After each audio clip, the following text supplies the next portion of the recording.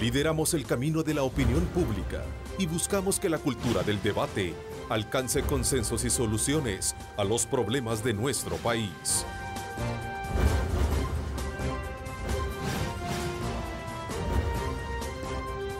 Diálogo con Ernesto López. ACACU DRL desea premiar la fidelidad de todos nuestros asociados. Por eso, en diciembre de 2018, gánate un Kia Picanto Full Extras por aperturas o incrementos de $100. ACACU DRL, mejorando tu vida. Hola, ¿qué tal? ¿Cómo están? Un placer enorme saludarles a ustedes en este martes 15 de mayo de 2018. Agradecemos a Dios Todopoderoso, como siempre, por darnos ese privilegio de poder ingresar hasta la intimidad de sus hogares en este horario, 6:30 de la mañana. Gracias por sintonizar canales 15, 19 y 21, cubriendo todo el territorio nacional. Esta mañana, en la primera parte del programa, me acompaña nuestro buen amigo y presidente de la Fundación Forever, Alejandro Guzmán, con quien vamos a hablar sobre su expectativa de país frente al nuevo escenario político que se configuró en las pasadas elecciones de marzo. Alejandro, qué gusto me da saludarte. Igualmente, Ernesto, muchas gracias por la invitación. Muy Bienvenido, ya casi preparándote también para el Mundial, ¿verdad? También, sí, porque falta un mes. Hay una faceta que pocos conocen de tu persona, y es que también tú trabajas como analista deportivo dentro del programa Fútbol de Primera. De Primera. Sí, Para los Estados Unidos, una cadena, es network, ¿verdad? Es un network de 133 emisoras. 133 emisoras en los Estados Unidos. En Estados Unidos, sí. El programa también sale en 10 países. Y en 10 países más. Ya vamos a comentar un poco, porque me imagino que ya estás preparando maletas, ¿no?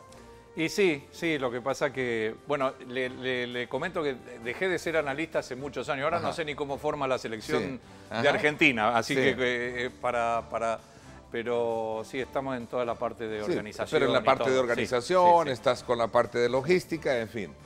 Andrés Cantor, me imagino que te llama de vez en cuando. Mira, dame tu experiencia también, tu opinión sobre eso. Andrés se ganó el 5º Emmy el otro día, lo cual lo consolida una vez más como mejor periodista deportivo de los Estados Unidos.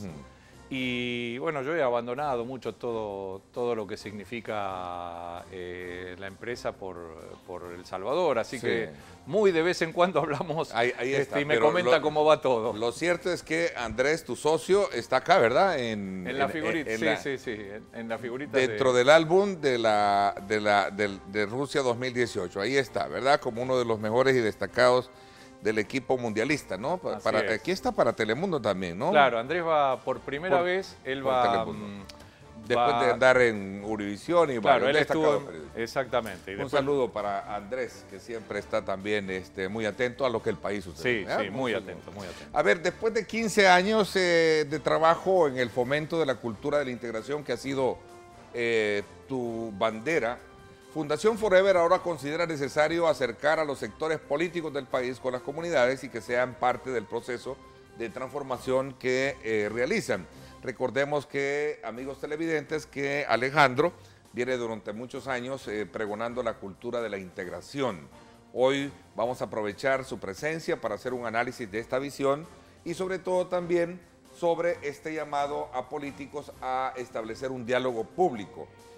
¿Con qué propósito y cuáles son los alcances que esto tiene? Yo creo que ese es un punto bien importante y vital tenerlo presente en el análisis de conversación que vamos a tener en esta primera parte con Alejandro. Así es que desde ya les invito a ustedes a que me acompañen en una segunda parte. Vamos a hablar sobre los pormenores del préstamo para la construcción del Hospital Rosales y las mejoras en la atención médica por parte de la doctora Violeta Mengíbar, ministra de Salud. No se lo pierda la segunda parte.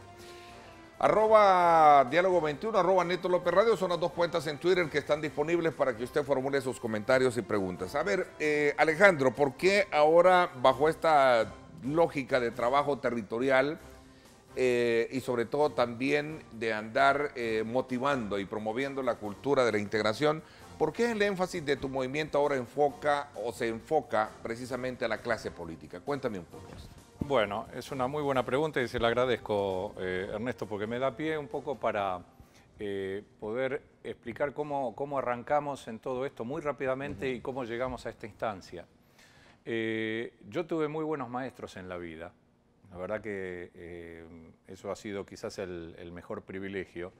Y de alguna manera fui modelando mi forma de pensar y de hacer de una manera muy concreta. Primero hacer, en la medida que uno tiene las posibilidades de construir, y lo demás va llegando, va llegando. Las cosas se van acomodando después. Pero primero trabajar mucho, perseguir los objetivos con tenacidad, con cierta inteligencia para ir dándose cuenta de los errores, ir aprendiendo, ir haciendo énfasis en aquello que uno va modelando con cierto éxito. Y han pasado ya 15 años. Y yo esperaba que a esta altura de los acontecimientos, donde una muy buena parte de los salvadoreños y de los ciudadanos salvadoreños y de las instituciones salvadoreñas están participando en esta construcción de la cultura de la integración, con enormes resultados, con cosas muy elocuentes que van muchísimo más allá de una fundación que tiene muy poca importancia. Se está demostrando una construcción diferente, una construcción social, cultural, política, un modo de hacer, de sentir, de conceptualizar el tema del desarrollo y de transformar las condiciones de vida en el país. Todo eso lo vienen construyendo los salvadoreños hace muchos años. Yo pensé que después de 15 años alguien iba a venir a tocar la puerta. Yo pensé que primero mostrar, primero ir consiguiendo los resultados, aguantar con cierto estoicismo el vendaval y el avasallamiento cultural, económico, político, de marketing que existe en una forma de construir, aguantarlo bien hasta consolidar un modelo que pudiera presentarse y demostrar ciertos resultados importantes. Pero desgraciadamente, Ernesto, no sucedió así. Yo pasé de ser un hombre libre que llegó al país con muchas ganas, con entusiasmo, hace 15 años, a convertirme en un prisionero en la búsqueda de recursos para mantenerlo hecho. No es la primera etapa de mi vida que me toca levantarme a medianoche y dormir mal. Yo creo que durante estos 15 años gran parte de mi vida se ha ido en estos esfuerzos. Y sigo pensando, igual que el primer día, que siguen valiendo la pena. Es más, cada día creo que lo refuerzo. Recién estaba conversando con Yolanda, que es la señorita que nos trae el café. Yolanda está por graduarse de licenciada en Ciencias de la Educación. Desde que usted me invitaba, bueno, Yolanda me traía, era más bajita, Yolanda era más jovencita, sigue siendo una niña, pero está a punto de graduarse y además con un 9, ¿no? Y se levanta a las 4, trabaja hasta las 3 de la tarde, después se va a la pedagógica, le faltan unos meses nada más. Y esta es la juventud que yo conozco. Que necesita cambiar. Le tienda la mano. Necesita que haya un cambio de condiciones de vida para que la Yolanda de este país, los abuelos de este país, los empleados de este país, las instituciones del país puedan de alguna manera transitar de un ámbito a otro con respeto, con dignidad, con cariño, con amor, con entusiasmo. Y eso es lo que no hay. No hay puentes sólidos como para que haya una manera de transitar consolidada, que uno sienta que pertenece al otro ámbito y el otro ámbito que es parte del país y se ha venido construyendo a medias. Y fíjate que voy a hacer un paréntesis para agradecer también ese respaldo y ese apoyo del ejemplo que pusiste de nuestra compañera Yolanda, que la Universidad Pedagógica le tendió la mano a ella. Y seguramente así la universidad es con muchos y así las universidades también son con muchos. Pero el ejemplo digno de resaltarlo porque fueron ellos hace tiempo que nos dio la mano para que ella estudiara y ahí está ya casi graduándose, lo que tú decías, ¿verdad? El ejemplo de Yolanda es digamos el común efecto de lo que realmente debería de ser esa cultura de la integración que tú bien planteas. Es importante, Ernesto, por ejemplo, entender, ya que hablamos de la educación, esto de la integración no se resume a la educación y habría que hacer un paréntesis importante para ver qué tipo de educación, porque la educación no lo resuelve todo, y si no hablamos de una educación que tenga una formación en integración es imposible el desarrollo, seguiremos educando igual, con los mismos problemas, y se salvarán aquellos que reúnan las condiciones psicológicas, intelectuales, familiares, de comunidad, sociales, etcétera, etcétera, como para estar en ese grupito. Mire, nosotros hemos identificado, por ejemplo, cuando uno va a las escuelas para hacer el proceso formativo previo al ingreso a las universidades, hay un 25-30% que usted no tiene que convencer, que están ávidos, que están necesitados con ganas, con entusiasmo, sí. que solamente usted diciendo que existe esta oportunidad, se les abre el mundo y se embarcan de lleno en eso. Después usted tiene un 25% que hay que hablarle, hay que estar, usted necesita mucho más del esfuerzo de toda esa familia, de toda esa escuela, de toda esa universidad, de toda esa comunidad, de las empresas, etcétera, para entusiasmarlo. Hay que hacer un esfuerzo también. Y después le queda otro 50% que no tiene ni remotamente en su espectro la idea de continuar los estudios. Por eso yo hablo, y aquí es un ejemplo nada más, pero que grafica de manera muy elocuente las propuestas comparativas que se vienen dando en el país y en general en Latinoamérica de una forma de construcción que ya no funciona más y que hay que evolucionar, y de otra que viene, de un modelo que viene creando El Salvador y que es muy importante por el impacto y la transformación que implica en otro montón de gente. Entonces, por ejemplo, para ese 50%, usted tiene, pero no solo para ese 50%, sino para el 100%, usted tiene que trabajar todo eso que existe alrededor de ese joven, o de esa familia, o de esos maestros, o de esa universidad que está desprendida, desintegrada de la escuela. ¿Por qué esas relaciones tan antinaturales que existen entre escuela y universidad? Ahora han empezado a integrarse escuelas, universidad, con muchas dificultades y lentamente, porque son procesos que han sido disociados, desintegrados en esta construcción histórica de El Salvador. Lo mismo ocurre con las empresas. Gracias a las empresas han empezado a entender que tienen un rol fundamental en la formación educativa de los jóvenes, con cursos de capacitación de 8 semanas, donde no solo los jóvenes cuando van descubren ese otro mundo, sino también aquellos empleados al recibirlos rompen la marginación, se enamoran mutuamente, se construye otra relación entre unos y otros que de la otra manera solo se ven por televisión y a través de las noticias desgraciadas que ocurren en uno y otro ámbito. Entonces, usted tiene, cuando hace, por ejemplo, cuando invierte estos recursos en becas, si usted dice, vamos a poner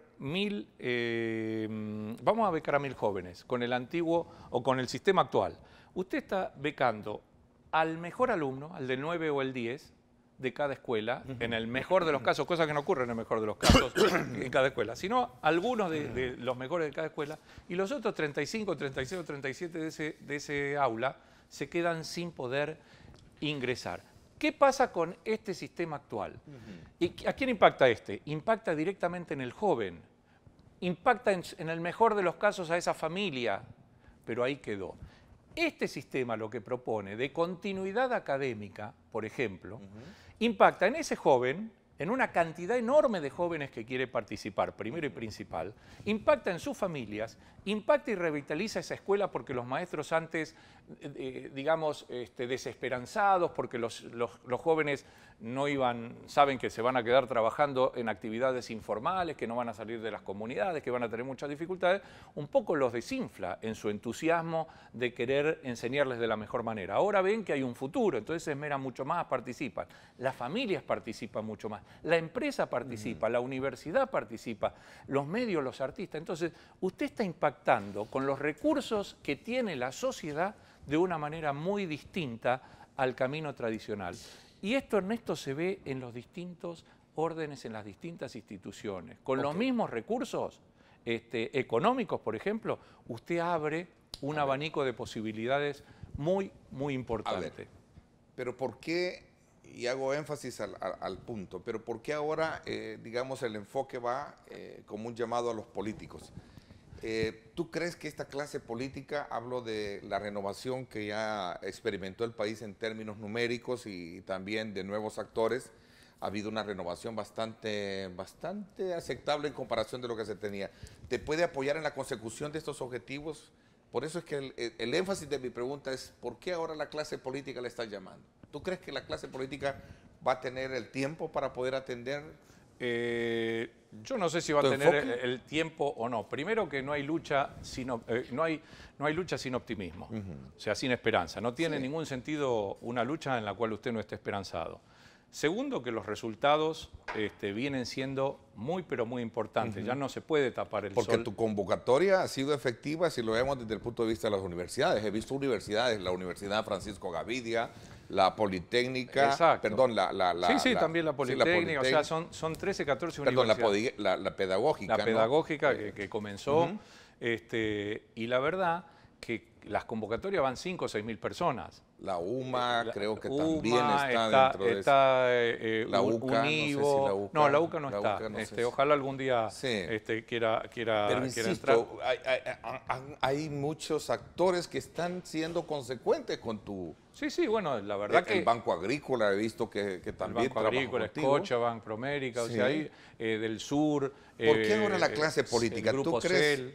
¿Por qué la clase política? El país quiere cambiar, pero no sabe cómo, se siente impotente, pero creo que la sociedad salvadoreña va a poder encontrar una solución. Es parte de lo que dijiste ayer en una declaración, en una conferencia de prensa, donde llamaste a políticos a ese diálogo público. Bueno, es que llega un momento que esto hay que institucionalizarlo. No hay manera de continuar. Yo no puedo seguir, primero en lo personal, porque además ya está el modelo como para dar un paso importante. El país necesita dar un paso importante en un cambio, en algo que no han sabido, no han encontrado. El sistema de construcción social en el país está quebrado, Ernesto. Esto no es de un día ni es de dos, y aquí las instituciones referenciales, hablo de los políticos, de uno y otro partido, de varios partidos, hablo de las organizaciones internacionales que aportan recursos millonarios, hablo de fundaciones, hablo de un modo de construir de las empresas, hablo también de las escuelas, de las universidades, de las comunidades. El modelo está partido. Pasa el tiempo, se hacen programas de prevención y el dinero al año siguiente, si alguno... Hay tantos buenos periodistas acá y hay tantos centros de investigación, si fueran un año más tarde a los lugares donde se ha invertido dinero, Ernesto, millones y millones y millones de dólares, y se viera cómo han impactado esos recursos en los lugares, se daría cuenta que no es el mejor camino. Yo no lo digo que lo hagan con la intención. Yo creo un poco que no saben, otro poco que están muy cómodos. Esto requiere de un enorme trabajo. Y la verdad que por eso el llamado a los políticos, a las organizaciones internacionales. Yo veo que desfila 40 millones por acá, 10 millones por allá, 3 millones por ahí, 500.000 por allá. Pero esto que deja, que transforma y que además impulsa y de alguna manera revitaliza todos los ámbitos. Usted no puede pensar en una relación directa entre el dinero que se invierte y la única persona que va a impactar. A ver, mira, voy a hacer una pausa comercial. Cuando regresemos, quiero quedarme con este enfoque para que lo reflexionemos con nuestros amigos televidentes. ¿De qué estamos hablando? Estamos hablando de construir un tejido social diferente. Exactamente. ¿Verdad? Que enmarque, entiendo, los diferentes rubros, educación, salud, ya tú mencionaste. Exacto. Todo un paisaje de necesidades que los salvadoreños necesitamos. ¿A qué nos llevaría o a qué nos debe de llevar esta reflexión? Bueno, a tratar la manera de paliar o corregir los grandes problemas sociales que este país tiene a raíz de todo ese déficit que hay, histórico. Exactamente. ¿Verdad? Porque sus 15 años han sido buenos, pero todavía hace falta camino por recorrer. Chiquito. Hace falta camino por recorrer. Casi todo. Resolver el problema de la inseguridad. Exactamente. Los problemas de pobreza. ¿Usted cree que los problemas de inseguridad se pueden resolver con los programas de prevención? Claro. ¿Qué sabe la prevención de desarrollo? Sí. ¿Qué sabe? Usted, dígame, Sí. ¿cómo se preparó una Sí. persona encargada de hacer prevención en el tema de desarrollo? Lo mismo que yo sé de portar un arma. El tema los programas de prevención son consecuencias, o los resultados que pretende la prevención son consecuencias del desarrollo, no al revés. Exacto. No de ver a un joven como potencial delincuente y darle algo puntual Sí. de un cursito, de algo, y después se diluye todo eso. Tú ves, no ves el bosque, tú ves el bosque, no ves el árbol, ¿no? A tu criterio ese es el enfoque. Es que no hay manera de seguir apuntándole con esa oportunidad, se me va el tren. Son las condiciones institucionales y de la gente que hay que mejorar profundamente. Fíjate que aprendí de ti un planteamiento una vez que te hice el comentario, mira, aquí en este país o en esta sociedad o el modelo de sociedad que tenemos construido es aquel donde se premia al que está sacando las mejores notas del colegio y se está olvidando el que tiene las peores notas. Cuando debería ser todo lo contrario. Dejemos que este desarrolle, pero ayudémosle como mínimo, aquel que no está con las condiciones de desarrollo. ¿Y usted cree que por ejemplo, fíjese qué mal estamos? O sea, es una disyuntiva ahí. Pero qué mal estamos. Mire, se invierte muchísimo en los temas de prevención, muchísimo dinero. Y entonces van y hacen cursos. ¿Usted cree que ese 50%, que es el grupo de gente, de alumnos más olvidados, que está con condiciones más difíciles, usted puede transformarlo con un curso especial? Si es donde más se necesita el desarrollo. Es al contrario, es al revés lo que están. O sea, hay una mentalidad tan flaca en este sentido, tan poco sofisticada, tan poco desarrollada, pero tan adaptada a los tiempos que corren, al populismo, porque el populismo político ha contagiado la institucionalidad en todos los niveles. Hoy es cómo quedamos bien, cómo tenemos que trabajar menos, cómo adquirimos mayor cantidad de votos y popularidad, en lugar de preocuparse realmente por la transformación. Ok, voy a hacer una pausa comercial y seguimos ampliando este tema que obviamente tiene que ver mucho con los problemas que hoy en día tenemos. Decía un informe, una evaluación de capacidades productivas y ciudadanas hecha por el Ministerio de Educación, decía que la violencia impide mejorar las condiciones de estudio en los jóvenes. Y ahí está, per se, el resultado de tener una sociedad, como tú dices, poco construida, ¿no? Poco concluyente. Voy a la pausa y regreso con este tema. ACACU DRL desea premiar la fidelidad de todos nuestros asociados. Por eso, en diciembre de 2018, gánate un Kia Picanto Full Extras por aperturas o incrementos de $100. ACACU DRL, mejorando tu vida.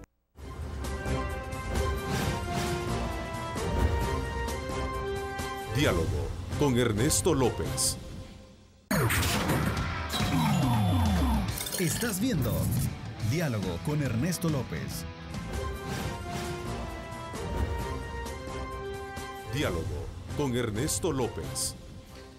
Bueno, gracias nuevamente por estar con nosotros en esta primera parte, en un análisis de mucha reflexión social y de mucho incentivo para aquellos actores que hoy en día, desde luego, tienen y juegan un papel muy importante en la construcción de un modelo de sociedad diferente a la que tenemos, que lamentablemente ha estado siendo gobernada por la incertidumbre, por la inseguridad, por la poca efectividad que se ha tenido a pesar del esfuerzo en materia de desarrollo. Y Alejandro nos está haciendo, desde luego, aprovechando un poco este giro que hemos tenido en materia electoral, como una especie de reflexión para llamar la atención del estamento político del país. Ese ha sido tu enfoque. Desde ayer que estuviste en una conferencia de prensa, tú decías que es fundamental que se conozcan los beneficios de la cultura de la integración, es imprescindible comprender la temática de la pobreza y transitar hacia el desarrollo. Algo tan amplio, algo desde luego que conceptualmente te diría, bueno, mira, es cierto, aquí se están haciendo, hay políticas públicas, aquí se está haciendo estas medidas, tenemos un Consejo Nacional de Seguridad Pública que está atacando uno de los grandes problemas que es producto precisamente de esa inconsistencia social que hemos acarreado a lo largo de estos años, Alejandro. Así es, yo me pregunto si no sería mejor, Ernesto, en lugar de medir la pobreza como se la mide históricamente, los organismos internacionales, los intelectuales que refuerzan eso, y los gobiernos, los políticos que aprovechan esas medidas y decir que han bajado la pobreza porque porque subieron, no sé, $1 la canasta, los ingresos. O sea, es tan ridículo pensar de esa manera, pero es tan alejado de la realidad decirle a una persona que vive en las comunidades que ya salió de la pobreza porque numéricamente hay una estadística que así lo indica. ¿No sería mejor medir la pobreza en función de la relación que tiene, en la calidad de la relación que tiene el hombre con las instituciones y con la institucionalidad del país? ¿No sería mucho más sano medir de esa manera? ¿Cuál es su relación con la salud, con el hospital? ¿Cuál es su relación con los medios de difusión? ¿Cuál es su relación con la universidad? Y viceversa, ¿cuál es su relación con la policía? ¿Cuál es su etcétera, etcétera? Y la de la gente, de la empresa, ¿cuál es la relación que...? O sea, cuando hablamos de violencia, pareciera que históricamente se desconoce una cantidad de violencia importante que emana del ámbito que vive bien. O sea, hay violencia cuando se cierran las puertas de las universidades, cuando los hospitales atienden mal, cuando los profesionales se preocupan solamente por el sálvese quien pueda, cuando los intelectuales dejaron de pensar en la transformación, de mejorar la realidad del país para ir a defender intereses y se han convertido en los sofistas del pasado, cuando parece no importarle nada a nadie.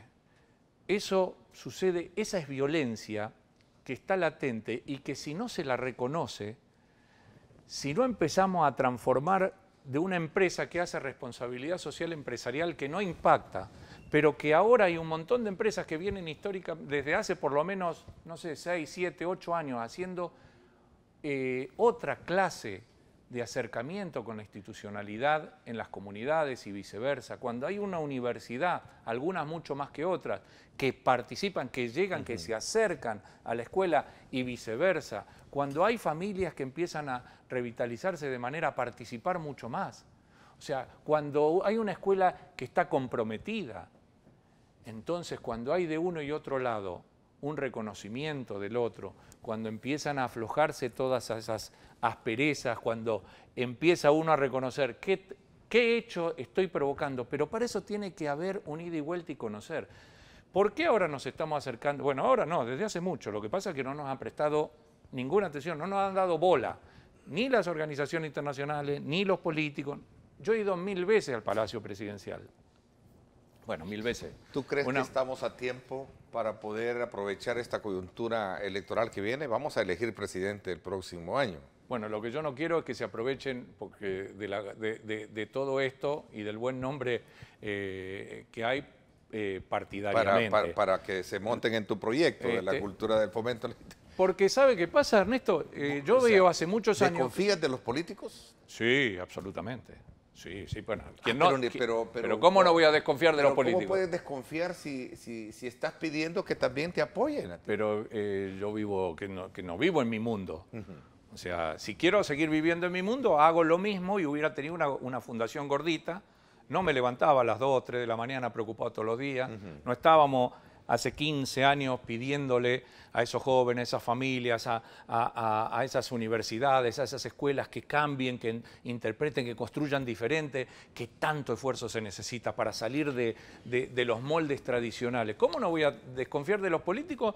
¿Cómo no voy a desconfiar de las organizaciones internacionales? ¿Cómo no voy a desconfiar de todo eso si los recursos que se han invertido se han malgastado y no hay... No digo que haya mala fe en la mayoría, pero no hay esa vocación por querer transformar en serio con la mejor, con amor, con trabajo, con dedicación, con humildad para comprender, por lo menos. Tu mensaje es llegar a cambiar no solo la mentalidad, sino el ejercicio de hacer política. Exactamente.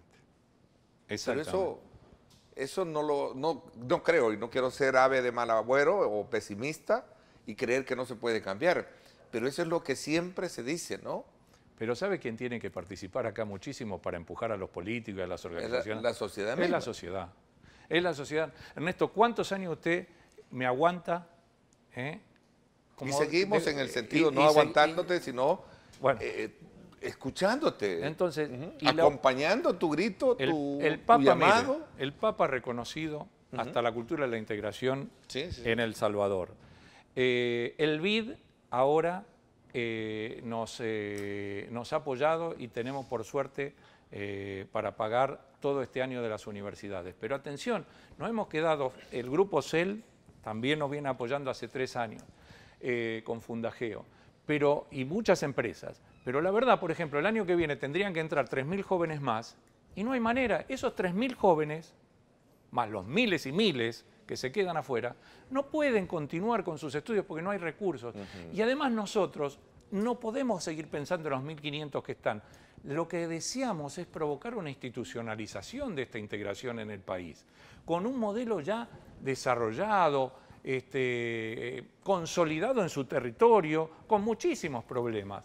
Pero si hacemos eventos y no vienen a los lugares, entonces ¿qué hemos decidido ahora?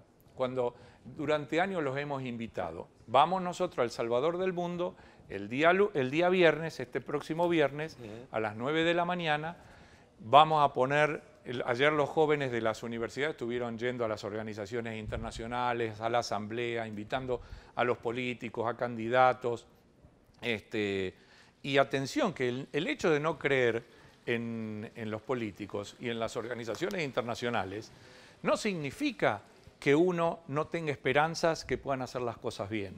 Yo no creo porque históricamente no veo ese deseo, esa intención de comprender y esa intención de querer cambiar, pero no de manera cosmética.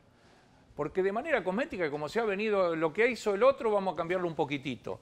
Pero es imposible. Conectémonos en serio, hagamos este ida y vuelta para saber lo que sucede en uno y otro ámbito y para descubrir en dónde nosotros también generamos violencia. ¿Pretendes reunirte con candidatos presidenciales? Sí, bueno, de hecho yo ya lo vengo haciendo hace mucho tiempo. Yo me reuní con el señor Bukele, el domingo fuimos a comer con el señor Ernesto Mason, he entrado a Casa Presidencial en distintos gobiernos a través de estos 15 años. Digamos, me reuní con el señor Hugo Martínez varias veces.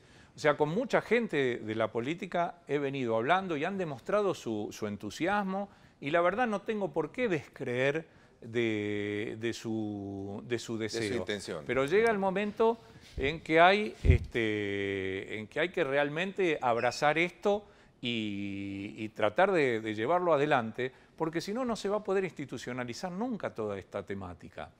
Y la verdad que esperamos que el viernes realmente por lo menos tengan esa mente abierta para escuchar, intentar comprender cómo se construye de una manera y cómo se construye de otra. Voy a tratar de ser lo más ordenado, simple y escueto posible para que en una hora, ¿por qué lo hicimos a las 9? Porque va a ir poca gente. La ciudadanía está trabajando en líneas generales. Es el viernes 9 de la mañana. Viernes, porque lo hemos invitado fundamentalmente, porque cuando nosotros hacemos las convocatorias se llenan los lugares.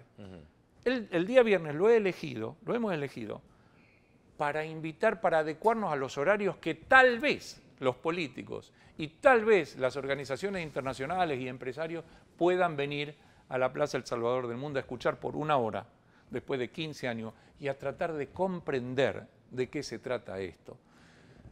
Yo sé que voy a morir en el intento sin lograrlo. Yo estoy seguro, porque a mí me van a, de alguna manera, voy a molestar más de lo que ya vengo molestando.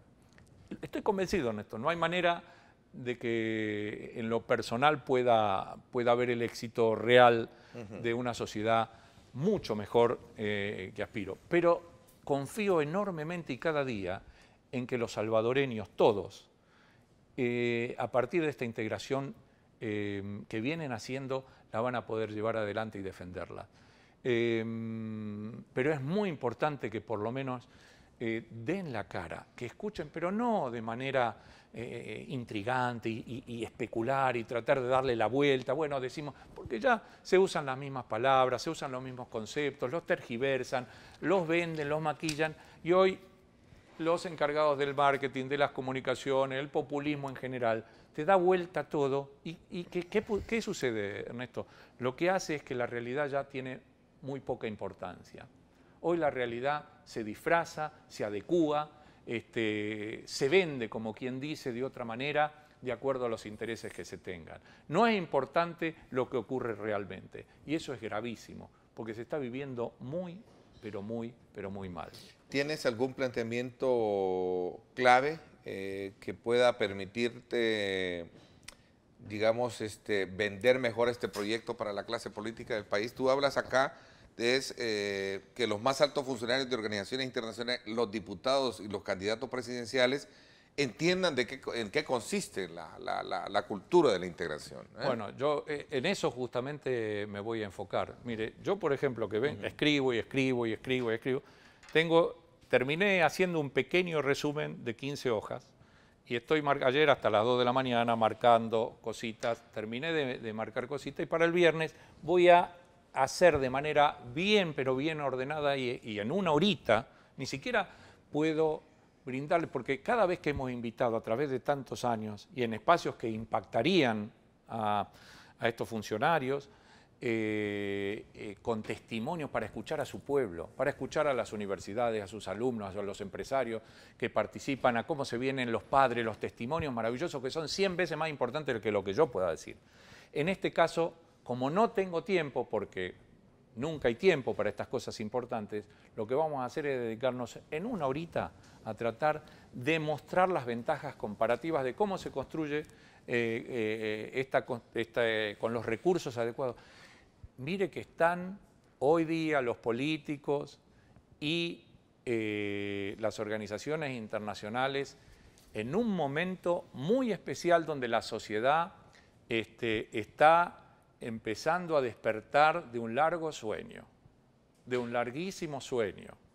La sociedad no ha estado demasiado participativa, pero ha ido viviendo generación tras generación muchísimas dificultades. Hoy está con la temática de los medios de difusión, si bien por un lado está confundida por el abayazamiento cultural que recibe de acá, de allá y de allá, pero por el otro lado siente cada día un montón de cosas que nadie le puede cambiar.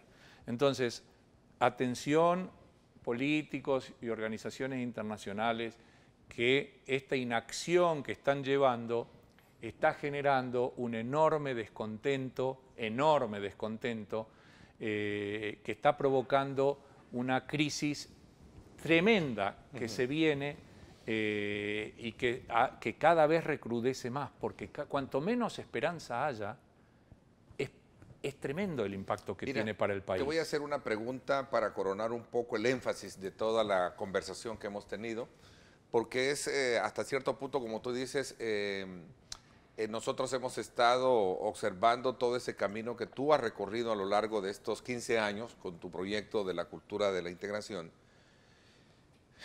¿Cómo encaja el tema del grupo, cómo encajan las pandillas dentro de ese concepto de integración? ¿Cómo lo examinas tú? Bueno, es una buena pregunta, Ernesto.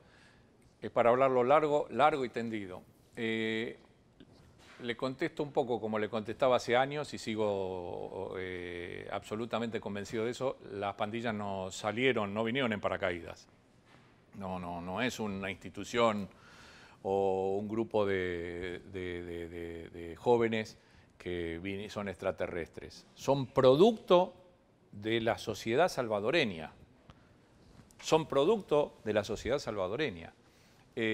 Como son producto de las sociedades de otros países, otra clase de fenómenos.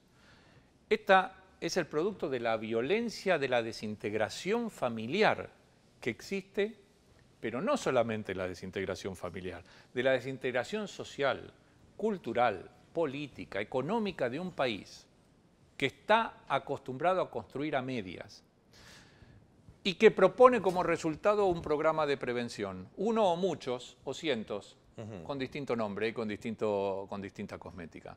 No tienen la menor idea. Yo no hablo del combate armado. Eso yo desconozco. ¿Tú hablas de un diálogo con estos grupos? Mire, yo siempre hablé de diálogo. No hay manera, no hay manera. Yo hace muchos años, Ernesto, me hicieron una entrevista, está mal como lo expresé, hace muchos años me hicieron una entrevista y dije, ¿por qué no se fijan?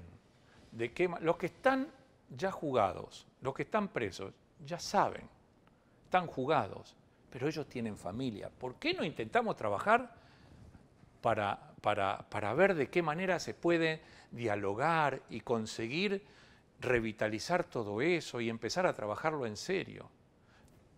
¿Tiene que haber una lucha armada? Ya se sabe. Sí. ¿Tiene que haber un trabajo de desarrollo en las comunidades? Sí. ¿Lo hay? No. ¿Tiene que haber otras condiciones de vida de acceso en las universidades, en las empresas, en los medios de comunicación? Sí. ¿Sucede? No. ¿Las organizaciones internacionales apuestan sus recursos a programas más inteligentes, más prácticos? No. ¿Cuáles son las salidas? Son las que son pan para hoy y hambre para mañana. No hay manera. Dialogar no necesariamente significa, en el mal sentido, estar negociando. Tenemos que entender todas estas situaciones. Yo no hablo solo de las pandillas. Las pandillas son un aspecto muy importante, muy importante. Pero atención, Ernesto, que hay otra violencia. ¿Qué país están haciendo? Preguntémonos qué país, porque a lo mejor el fenómeno de la pandilla se cura en el país. Pero hay otro país que están haciendo que trae una violencia enorme, porque está construyendo como siempre a medias. Un país no puede salir adelante construyendo a medias sin que se conozca uno y otro. ¿Tienes, así brevemente, tienes esperanzas que te escuchen hoy los políticos en este nuevo giro? ¿El viernes? Sí, en este nuevo giro de país que hemos tenido. Sí, sí, tengo esperanzas absolutas. ¿Has invitado a los candidatos y precandidatos presidenciales al evento? He invitado, ayer salieron todos los estudiantes, no todos, muchos estudiantes, a girar invitaciones. A girar invitaciones, y a los que no les hemos hecho, por favor, les ruego. Viernes 9 de la mañana, Salvador del Mundo. En la Plaza del Salvador del Mundo. Integración, me voy a despedir con una reflexión que hace nuestro buen amigo Paul Steiner. Integración no es caridad. No. Significa que todos los actores de la sociedad conozcan cómo es vivir en los zapatos de los otros. Y reconozcan que juntos, con empatía y cooperación, se elimina la desigualdad, se eleva la educación y se logra la superación. Muy interesante la reflexión que hace Paul Steiner. Así es, bueno. Gracias, Alejandro. Gracias a usted, Ernesto. Muy amable. Muchas gracias. Vamos a estar atentos a lo que ocurra el próximo viernes en El Salvador del Mundo, 9 de la mañana. Si no la próxima, ¿sabe qué? Lo digo. El próximo, porque nosotros no quisimos ir a las organizaciones internacionales, a la asamblea, porque es más chocante, digamos, y puede mucha gente puede pensar, uy, ¿qué están pensando ellos? Ir con bandera, con los estudiantes. Entonces les pedimos que vengan. La próxima, ¿qué terminaremos haciendo? ¿Una huelga de hambre? ¿Qué hay que hacer? ¿Una huelga de hambre en el país para que nos escuchen? Para que te escuchen. Porque si se trata de eso, lo hacemos, no hay ningún problema. Yo Ojalá ya estoy dispuesto. Que no sea así. Vamos a la pausa y cuando regresemos vamos a precisamente hablar sobre el tema de los préstamos que en el momento ha llevado a los, desde luego, partidos políticos a estar debatiendo qué es primero. En este caso, la construcción o la aprobación del préstamo para el Hospital Rosales o darle prioridad a otros aspectos que tienen que ver con ello. Así es que en esta segunda parte me acompaña la ministra de Salud, Violeta Mengíbar, la doctora Mengíbar, con quien vamos a ultimar detalles sobre la importancia que tiene para el país el tema de la infraestructura médica versus la eficiente administración para mejorar la calidad de la salud. Vamos a la pausa.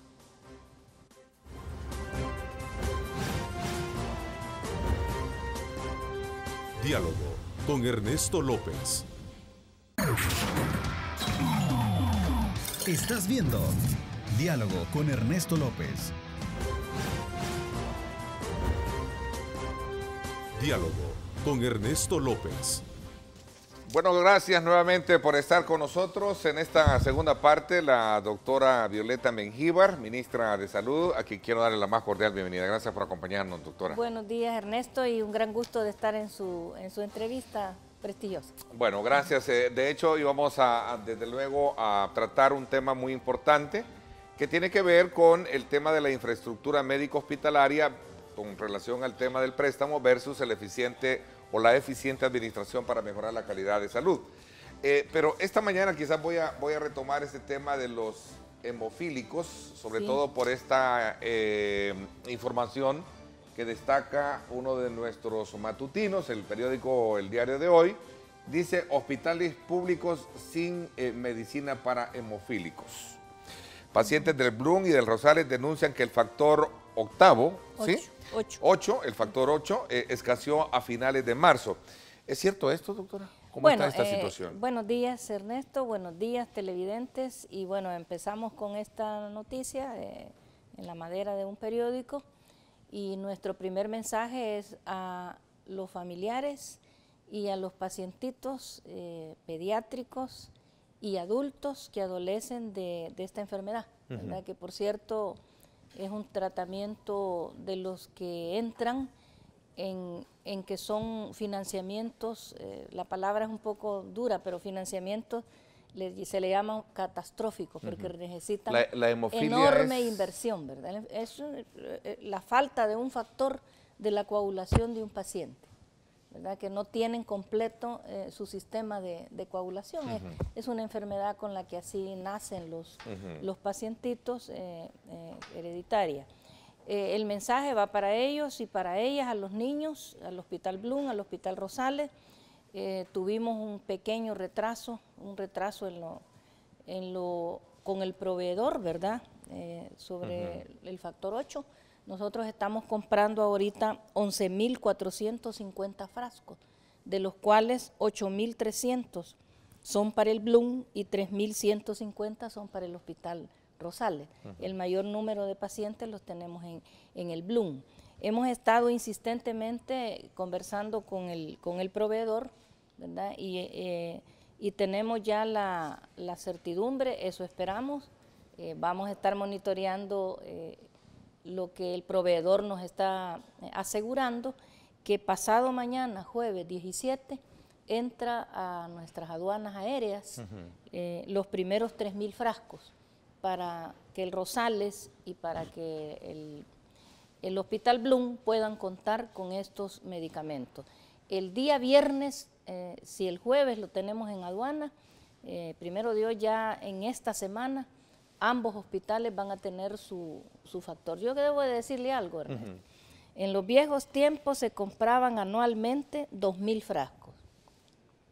Ahora estamos comprando 11.450 frascos. Y los estamos comprando a través de Comisca. Comisca es la Comisión Centroamericana de Ministros de Centroamérica y de República Dominicana, donde hacemos compras conjuntas, porque los medicamentos, porque esto es muy caro, esto es carísimo. Entonces sí hubo un atraso, hubo un atraso en este producto por parte del proveedor. El proveedor nos estaba diciendo que iba a venir un poquito antes.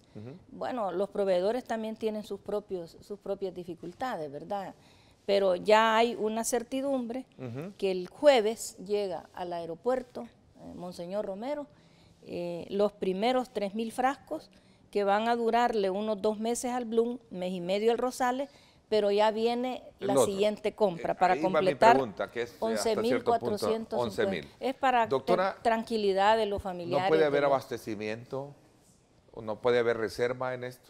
¿No se puede? Bueno, en estos casos ve usted que hay momentos en que se termina. Hay problemas que no solo son que no hay dinero. ¿Es un producto que se puede conservar o es un dinero que no hay para poder comprar? Lo que pasa es que se consume rápido. Se consume rápido. Y bueno, la compra de este año da para que el año esté completo, pero ¿qué pasó? Y que la del año pasado todavía teníamos para este año, ¿verdad? Entonces, y ahora con esto ya hay certidumbre que nosotros vamos a tener. Ok, que se abastece. Y que los pacientitos ya van a tener su medicamento, ¿verdad? Así que llamamos a la tranquilidad a los familiares de los pacientes adultos y pediátricos hemofílicos, porque eso está ya en proceso de entrada al país. De entrada al país. Insisto en mi pregunta, ¿no se puede almacenar, no se puede tener digamos, en reserva un producto como este para no entrar en esa? Es que cuando hay tardanzas en los procesos de compra que muchas el veces que está de extra, se ¿no? escapan del Ministerio de Salud y de otras circunstancias, a veces suceden este tipo de Bueno, la situaciones. Sala de lo Constitucional también ordenó en su momento al Ministerio cumplir con esos tratamientos, ¿no? Sí, la resolución de la sala se fue por el sentido de que en los niños se les diera un tratamiento profiláctico. Fue una discusión muy grande, hubo una discusión y una posición de los hematólogos, donde se mencionaba de que no en todos los países dan tratamientos profilácticos, y debo de decirle que aquí, en nuestro país, se dan tratamientos profilácticos. Y hay muchos países, incluso de primer mundo, que no están dando tratamientos. Porque hay asociaciones de especialistas en esta enfermedad que mencionan de que no es absolutamente necesario dar tratamientos profilácticos, ¿verdad? Sin embargo, aquí se está haciendo y se está comprando un medicamento que es muy caro. Pasamos de 2.000 hace cuánto tiempo a 11.000. De 2.300, algo así, y ahora estamos comprando 11.450. El Bloom tiene, si no me equivoco, ¿desde cuándo hablamos de unos esto, 100 doctora? pacientes.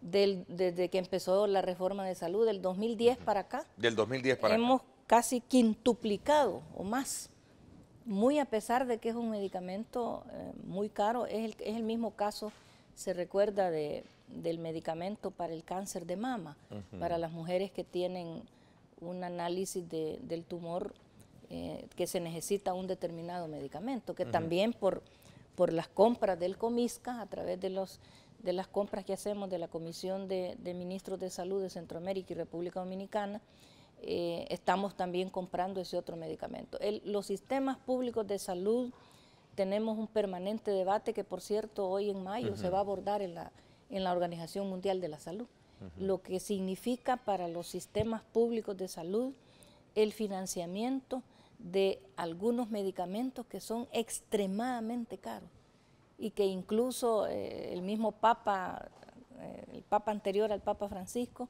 hacía el llamado a la humanidad, ¿verdad?, de que cuando hay medicamentos extremadamente caros... El Papa anterior no era Papa Francisco. Wojtyla, el anterior, decía de que deberían de ser medicamentos... ¿Juan Pablo o Ratzinger? Creo, no sé. No, pues no, ¿fue el Ratzinger anterior, o el Juan Pablo anterior, II? Juan Pablo II.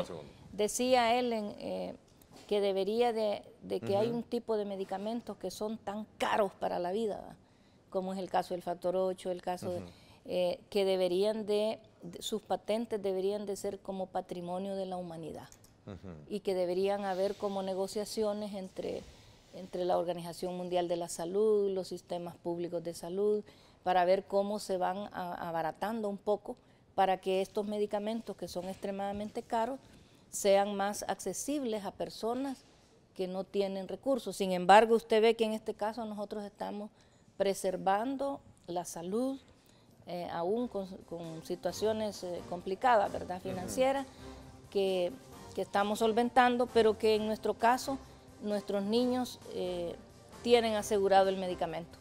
Ok, vamos a hacer una pausa. Cuando regresemos, Arena pide reorientar deuda para dar sus votos para la construcción, para la aprobación del préstamo y la nueva construcción del Hospital Rosales. Dice el presidente del Congreso directamente que esos 43 millones de dólares, que es también parte del complemento para los ECOS, equipos comunitarios de salud, no han dado resultados, y preferimos que esos 43 millones se puedan destinar para medicinas para los pacientes con cáncer, insumos para pacientes de insuficiencia renal crónica, no hay catéteres, entre otras cosas que mencionaba él. ¿Cuál es la lectura que usted le da a esta posición? Bueno, voy a hacer una pausa y regreso con ese tema.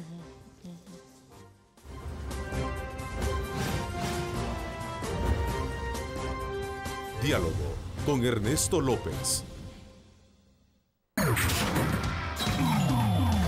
Estás viendo Diálogo con Ernesto López. Diálogo con Ernesto López. Bueno, gracias nuevamente por estar con nosotros, doctora. Entremos entonces a hablar de un tema que ha venido acaparando el debate, y es que precisamente quiero arrancar este tema con la pregunta cómo mejorar los servicios de salud que se hacen algunos políticos, reduciendo los tiempos de espera en la atención médica, que en algunos casos es de meses. Sí. Versus lo que sería la construcción de una infraestructura, como lo decía recientemente uno de nuestros invitados en el programa. Ahora, sobre esta lógica, el doctor Norman Quijano, presidente de la Asamblea Legislativa, decía con relación al tema del empréstito para la construcción del nuevo Hospital Rosales, decía, deben de tomar un acuerdo en la Comisión de Hacienda, pero nosotros como Arena no vamos a dar los votos mientras no haya una discusión profunda sobre la reorientación de 43 millones de dólares. Los secos para ellos no funcionan. Ok, bueno, pero antes que nada, Ernesto, una disculpa porque pensaba comenzar con ello. Hoy es el Día de las Enfermeras. Para nosotros ese es un día muy especial. Yo quiero enviarles un saludo a nuestras enfermeras, sean auxiliares, enfermeras graduadas, que trabajan en el sistema público, que trabajan en el sistema privado. Y bueno, específicamente saludo a las 7.300 enfermeras que trabajan en el Ministerio de Salud en su día. Quiero reconocer el enorme trabajo de este talento humano con el que cuentan los sistemas de salud. Así es que un saludo muy cariñoso para nuestras enfermeras en todo el territorio nacional. Bueno, nosotros lo que quisiéramos, Ernesto, es que nos siguieran dando oportunidad a la Asamblea Legislativa, tanto a la Comisión de Salud como a la Comisión de Hacienda, que les pudiésemos nuevamente a explicar cuál es la importancia de este proyecto que es completo. El de los 170 millones es un proyecto que favorece los 3 niveles de atención con los que cuenta el sistema público, y que los 3 niveles de atención funcionan de manera coordinada, ¿verdad? Si usted solo fortalece los hospitales y abandona la atención cercana a la población a través del primer nivel de atención, que en algunos casos se manifiesta como ECOS y en otros casos no son ECOS, sino que es otro tipo de atención, pero cercana a la población. Cuando nosotros hemos llegado a una mortalidad materna que es la más exitosa de la historia del país, no solo es porque tenemos el precioso Hospital Nacional de la Mujer María Isabel Rodríguez, donde se han mejorado las habilidades obstétricas, donde las unidades de cuidados intensivos son verdaderos salvavidas de mujeres, que cada vez se mueren menos mujeres, pero se mueren menos también porque desde allá del cantón donde viven, ahí se les detectan los signos de riesgo. Ahí hay un ECO o hay una unidad comunitaria cercana que está detectando y vigilando. Usted vaya a un ECO y va a ver que los promotores de salud y el equipo de salud tienen mapeadas a las mujeres embarazadas para estarles haciendo su control y para remitirlas de manera oportuna, ya sea a una casa de espera materna o a un hospital. La casa de espera materna es primer nivel de atención, y también en el proyecto estamos pidiendo unas nuevas casas de espera materna, que ahora tenemos 21 en todo el territorio, pero que necesitamos más. Entonces, por favor, y quiero decirle también que hay evaluaciones independientes de los resultados que ha tenido haber fortalecido el primer nivel de atención en el sistema público de salud. Hay investigaciones hechas por el Banco Mundial, hay investigaciones hechas por otras instituciones que podemos ir a presentárselas. Yo creo que a veces se dicen cosas que son por falta de información, si no es por otra cosa, por falta de información. Y debo de decirle algo. ¿Será el caso del doctor Norman Quijano que sostiene? Yo creo que sí, y él es odontólogo. Creo que en la Comisión de Salud puede comprender de manera como más clara qué significa esto. Ya lo fuimos a presentar. Hay unos diputados de Arena que manifestaron en privado que les parecía un proyecto adecuado. Este es un proyecto que es integral, que complementa las brechas que todavía tenemos en el sistema público de salud, y recuérdese que lleva 2 hospitales, y lleva el del hospital, no solo es el nuevo Hospital Rosales, que esa es una absoluta necesidad, pero también es una necesidad el hospital que queremos montar en la zona norte para que el hospital de Sacamil tenga una menor Decía presión. el presidente de la comisión, del Colegio Médico, ¿de qué sirve tener un elefante blanco si no tenemos medicina a tiempo, si no hay recursos, si no hay médicos?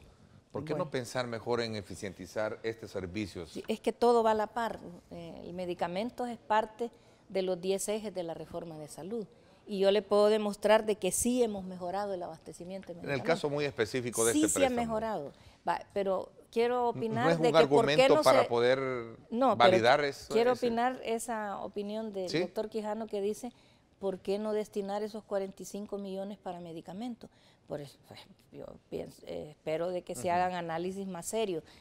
45 millones más o menos es lo que va para el primer nivel de atención, para seguirlo mejorando, que es una cantidad de intervenciones en las unidades de salud. Pero 45 millones para dedicarlos a medicamentos se van en un año, Ernesto. Los medicamentos es un gasto recurrente donde el esfuerzo debe de ser la capacidad nacional de ir mejorando gradualmente, como ya comenzamos, la mejora en la inversión de medicamentos. Si usted me dice del proyecto del BID, dediquemos 45 millones, hombre, eso se le va en un año y este es un proyecto de inversión estratégica. Y el proyecto también tiene algo de medicamentos, pero no le vamos a poner 45 millones porque el esfuerzo en inversión en medicamentos va por las decisiones políticas como ya se han estado tomando en estos dos gobiernos de ir incrementando la inversión en medicamentos. Nosotros hemos ido aumentando la inversión en medicamentos. Hace una década, 2 décadas, eran como 3 millones los que se invertían anualmente. Ahora este año se ha mejorado la inversión en medicamentos, llevamos 51 millones de inversión. El gasto en medicamentos es fuerte, ¿verdad? Entonces, no creo que sea correcto e incluso los cooperantes son muy cuidadosos en el sentido de que cuando se aprueba un proyecto de inversión es porque las inversiones son duraderas, son estratégicas y es para darle un viraje en mejoras, en seguir mejorando los indicadores de salud. No nos vamos a chupar, como decimos coloquialmente, en un año 45 millones, cuando solo en un año se nos puede ir todo el río de millones que se necesitan para medicamentos, lo cual estamos garantizando. Este año, lo digo con seriedad y lo digo con propiedad, estamos mejorando el abastecimiento de medicamentos, andamos ahí por el 80-85% del abastecimiento en hospitales, pero nosotros nunca hemos dicho que llegamos al 100%, tenemos una dificultad, eso es cierto, y esa dificultad de ese 15% o 17% que a veces hace falta para proveer medicamentos, que antes era el déficit, antes había el 47%, Ernesto. Hay estudios que revelan que entre el 47 y el 50% era el abastecimiento de medicamentos. Lo hemos subido como 30 puntos. No llegamos todavía al 100%. El proceso de reforma de salud es gradual. El país tiene que seguir priorizando en la inversión en salud. La inversión en medicamentos es el segundo gasto que tiene el Ministerio de Salud, después de recursos humanos. Entonces, ¿en qué consiste la postura de estos organismos, o en este caso de la gremial de médicos y también del Partido Arena, que en algún momento cuestiona que debe de existir, digamos, se debe dividir o redestinar lo que serían estos fondos? ¿Qué hay? ¿Hay alguna especie de matices políticos en esto? Puede ser de que, o falta de comprensión del proyecto. Fíjese que nosotros ese proyecto lo hemos construido, lo comenzamos a construir en el 2014, una vez terminó el gobierno anterior, porque en el quinquenio anterior se ejecutaron proyectos exitosos, entonces hemos continuado en la ejecución de otros proyectos que hemos hecho en estos 4 años. Se comenzó a gestar en el año 2014, el 2015 en diciembre, el directorio del BID lo aprobó. En la elaboración de este proyecto han participado equipos especializados del primer nivel de atención, equipos especializados del segundo, del tercero, han participado expertos también, no solo nacionales, sino que del mismo Banco Interamericano de Desarrollo, que ha desarrollado, ellos mismos han tenido experiencias en otros países cercanos, como Nicaragua y otros países de Centroamérica y de América Latina. Está bien elaborado, está equilibrado, está, hay cosas importantes, se va a ejecutar. El del Rosales tiene un impacto nacional, ¿verdad? Porque es para más de 5,5 millones de habitantes, porque la proyección se ha hecho hasta el año 2030, lo de las capacidades del Hospital Rosales. Igual se ha hecho un cálculo de la necesidad que tenemos en esa zona norte, que ya hay más de 400,000 habitantes. Ahí se necesita un hospital. Yo le pongo un ejemplo, en Chalatenango tiene como 230,000 habitantes, y Chalatenango tiene 2 hospitales. Tiene el hospital de Nueva Concepción y el de Chalate. Nejapa también, ¿verdad? A ese me refiero, al Doctora, hospital de cuénteme Nejapa. un poquito, bajo esa lógica, cómo comprender que estos 3 niveles van a ser más efectivos y por qué razón no logra convencer o terminar de convencer a los políticos para que den esto. Entiendo que todavía esta ratificación tiene tiempo hasta el 7 de agosto. 7 de agosto. De lo contrario, esto se podría perder. Vamos a hablar de esto cuando regresemos para tener un poquito más de espacio y tiempo de poder hacer esta reflexión final sobre estos temas.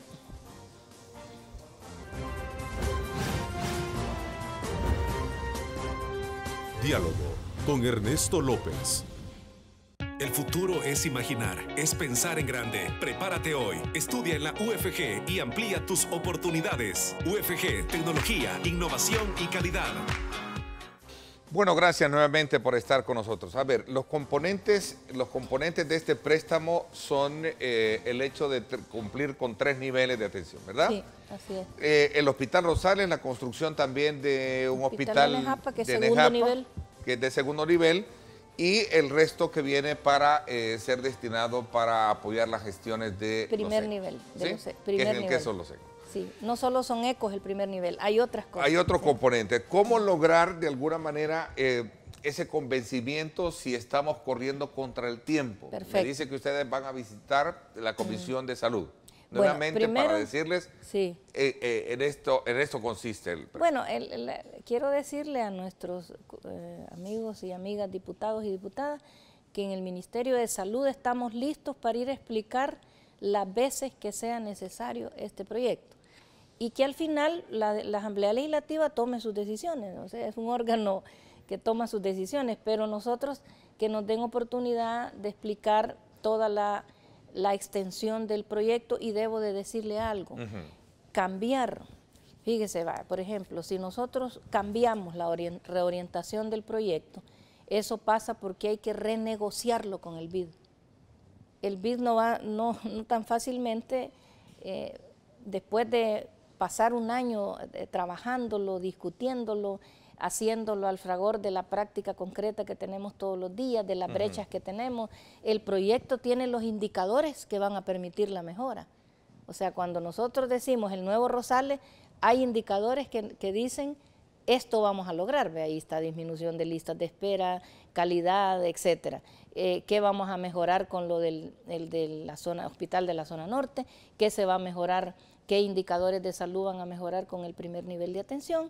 Y preocupa que hay que renegociar el proyecto. Imagínense que de los 45 millones de primer nivel se invierta para medicamentos, cuando realmente debo de decirle que los gastos recurrentes, como es el gasto de medicamentos, siempre recae en los presupuestos de cada país, en la capacidad presupuestaria. Lo que pasa es que el proyecto, como es complejo y es bastante integral, requiere también que se mejoren los presupuestos en la compra de medicamentos, pero no presupuestos de medicamentos con este tipo de proyectos de inversión. Esto viene desde enero del 2016 y hasta este momento se sigue todavía discutiendo ese tema. Tiene 2 años de estar, sí. Yo lo digo en términos sencillos.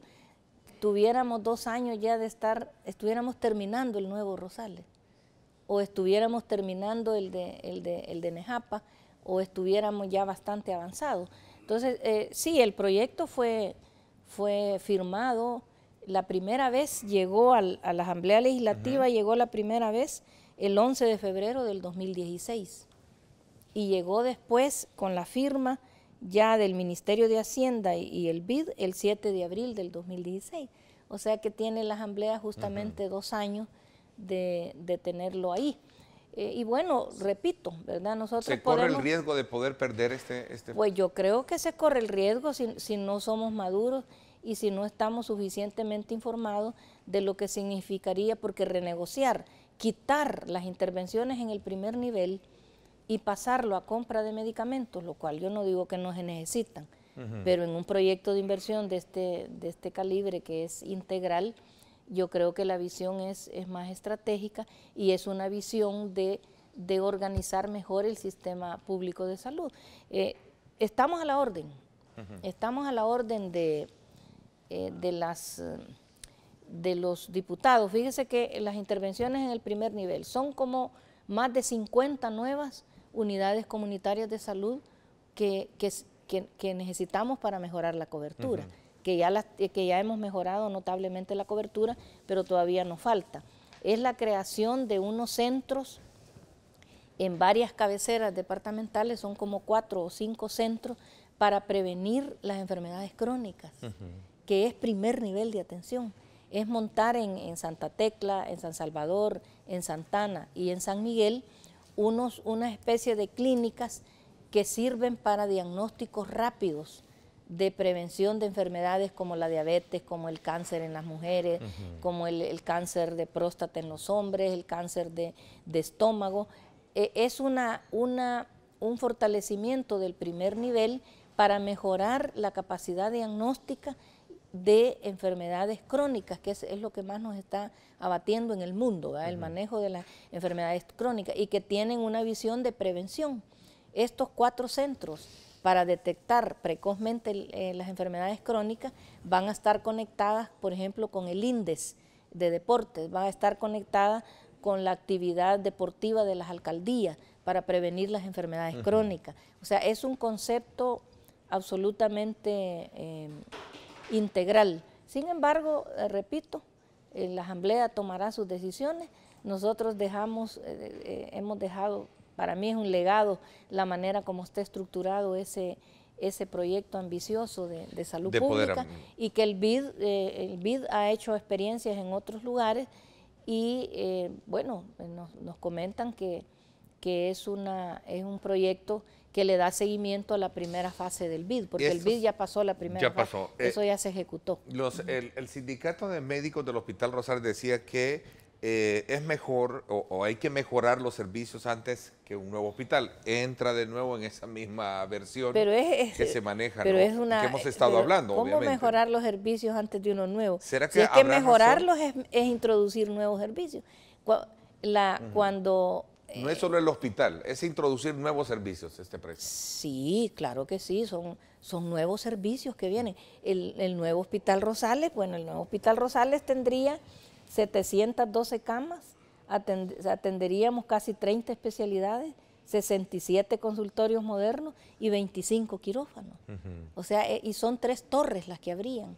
La torre donde está funcionando ahorita el laboratorio de MacBlock, que está allá frente al parque. Esa sería la torre de 6 pisos, la más grande, la de especialidades. Se remodelaría la actual torre de especialidades que ya tenemos y que se ha remodelado durante el gobierno anterior. ¿Y el antiguo edificio y el antiguo maternidad es la torre de la consulta externa. De la consulta externa. O sea, que toda esa manzana sería el nuevo Rosales. Actualmente todo está concentrado en el Rosales. Sí.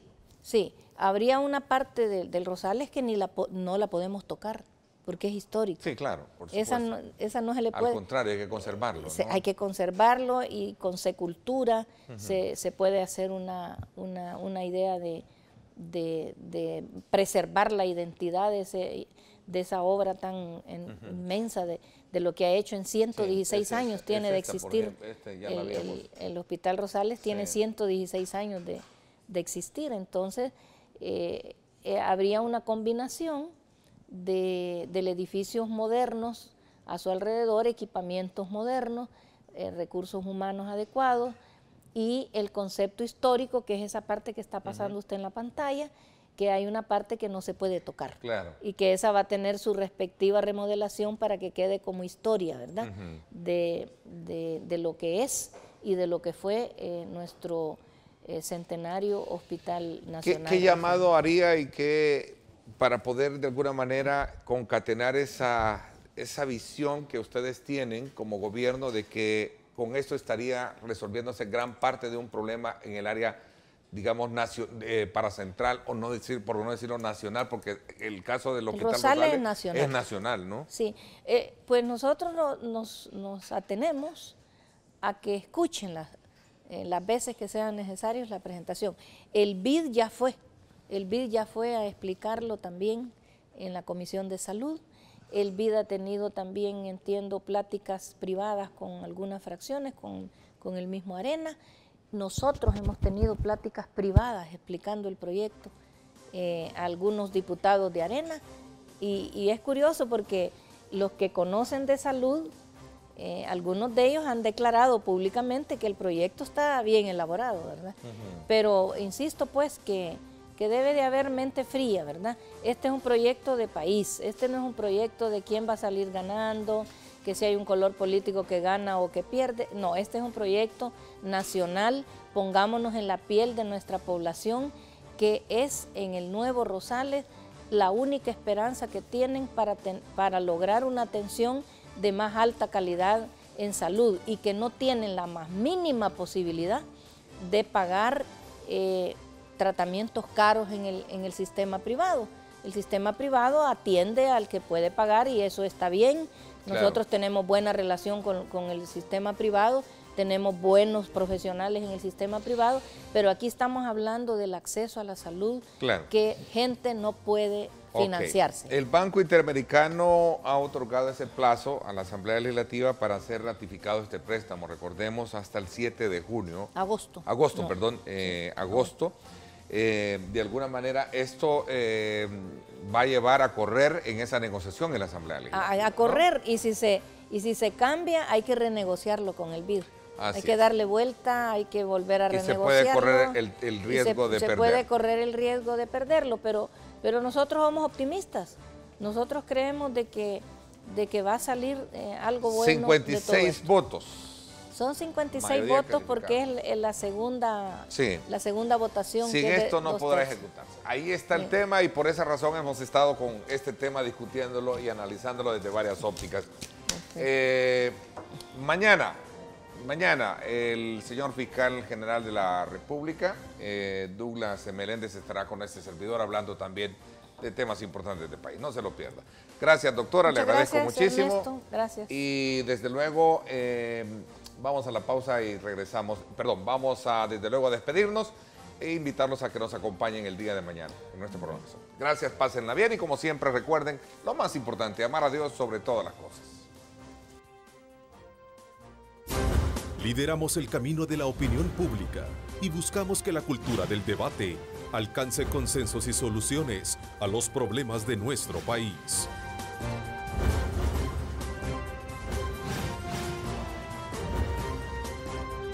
Diálogo con Ernesto López.